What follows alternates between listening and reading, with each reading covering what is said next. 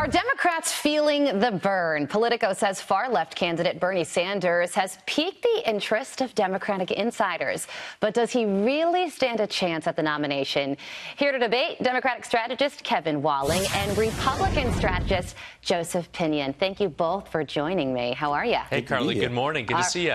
All right, so Real Clear Politics average has Bernie Sanders in second place, about 9 points behind Joe Biden. But man, Kevin, Bernie Sanders has staying power after that heart attack and a little bit of a threat from Elizabeth Warren. Do you think that he could be the eventual nominee? Yeah, Carly, it's a great question. I mean, to your point, who in American politics can survive a heart attack on the campaign trail, come back and see his poll numbers go up? Yeah. And I think, as you say, you know, the decline that we've seen in Elizabeth Warren support nationwide and in some of these early states, Iowa is just 38 days away from folks going to the polls in Iowa. You're seeing that dip in support for her is really contributing to Bernie's surge that we're seeing in the polls. And you know, Joseph, the interesting thing about Bernie Sanders, he's a Democratic socialist. A lot of people wrote him off because he is so far to the left, but he has the highest favorability rating of all the candidates at 74%. So, Joseph, what do you think about all of this, and how do you feel about his staying power? Well, look, I think Bernie Sanders is who we thought he was. I mean, he is the Pied Piper of the socialist movement. He's leading an entire generation of young Democrats over the cliff towards policies that have never worked in the history of the world. That's just what we have to deal with. Having said that, we have to remember he got 13 million votes in 2016. He has an army of small donors, and similar to 2016, he will have the ability to stay in all the way to convention. I've said from the very beginning, I think Democrats are headed to a brokered convention, whether they like it or not. And I think that's why you see so many of these candidates jockeying for position in the early states, because they know this is going to be a long haul, and we're in it for the long road. Yeah, Kevin, playing off of what Joseph just said, are you worried that this slate of candidates is getting too far to the left? We have Pete Buttigieg coming out with a pretty progressive plan on decriminalizing certain drugs. And how do you think that will play in the general election?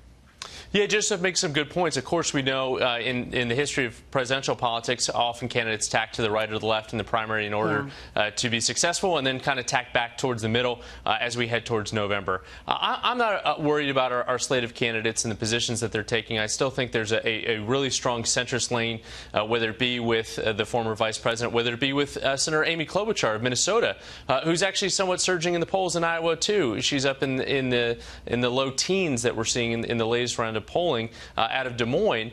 So I do think there is a lane for moderate folks to be successful in the primary and hopefully to be successful in November. Yeah, Joseph, are you concerned that if the candidate is a moderate, a Joe Biden, a Pete Buttigieg, do you think that could really put President Trump under the gun, and could it be a tough re-election for him? I mean, look, I think there is a moderate lane in the Democratic Party, but I think there are many Democrats in the Democratic primary who reject that lane. And I think people like President Trump in particular are salivating at the opportunity for somebody like Elizabeth Warren or somebody like Bernie Sanders, who has unequivocally said that they want to remake America into something that's never been before, to attack policies that were actually the antithesis of what this nation stands on. So I think, yes, there is always that hope. That's why Joe Biden is still there, because he is that centrist who can threaten Trump in places like Pennsylvania and Wisconsin. But ultimately, I think, again, this is going to be a very long, drawn-out Democratic primary process. Yeah, well, there are a whole lot of other candidates also running for president, and two of them are billionaires, Michael Bloomberg and Tom Steyer.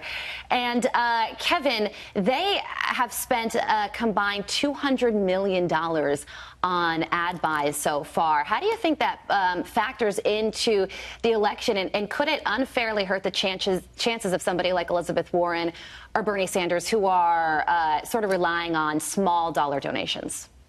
Yeah, Carly, it's a great point. I mean, it's very clear that Tom Steyer, businessman out of California, bought his way onto the primary stage, where you've seen more popular candidates kind of fall by the wayside, specifically Senator Kamala Harris, who was unable to maintain that level of support. So it's troubling to me that we're seeing this massive amount of money. I don't want to see any candidate buying their way onto a debate stage, buying their way into the hearts and minds of voters. I think we need to duke it out, and it'll be interesting to see if Mike Bloomberg's strategy of going right to the Super Tuesday states is going to be a winning one, and not focusing on the 4 early states as the other candidates are. Yeah, it should be interesting to see that, or will it end up being just like them burning a whole bunch of money. Joseph, how do you feel about this? Should candidates be allowed to be self-funded, or, there's this whole debate over high-dollar fundraisers. How do you feel about that? I mean, look, this is America. I mean, if you have the money and you want to spend it on a presidential process, be my guest. I think we're seeing unprecedented amounts of money being spent. I mean, Mike Bloomberg himself has spent over $120 million in 3 weeks. That's just the ad budget. That's not the staffing. That's not the food. That's not the travel. That's just advertising. We got people in Williamsburg, people in Williams in North Carolina, seeing ads 36 times a day. So really, I think what he's doing is delegate math.